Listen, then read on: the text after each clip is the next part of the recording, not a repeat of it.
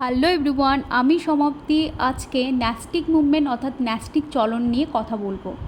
Nastic movement হলো যে উদ্ভিদ অঙ্গের চলন যখন উদ্দীপকের তীব্রতার ওপর নির্ভর করে তখন এই ধরনের চলন আমরা দেখতে পাই।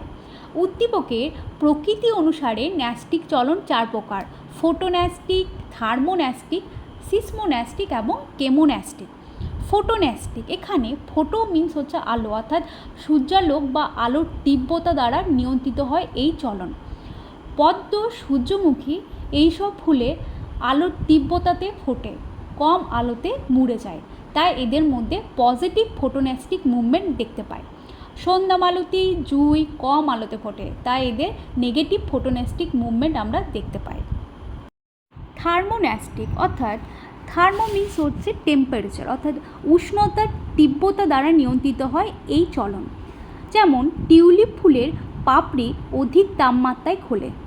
সিসমোন্যাস্টিক স্পর্শ, আঘাত, বায়ু প্রবাহ প্রভৃতি উদ্দীপকের তীব্রতার প্রভাবে উদ্ভিদ অঙ্গের এই ধরনের চলন দেখতে পাওয়া যায়। লজ্জাবতী পাতা স্পর্শ করলে পাতার পত্রগুলি নুয়ে যায়।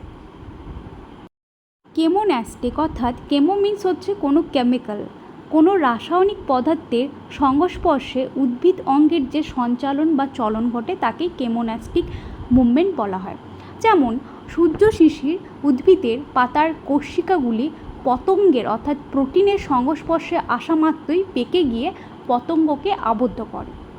Thank you so much, please keep watching my video.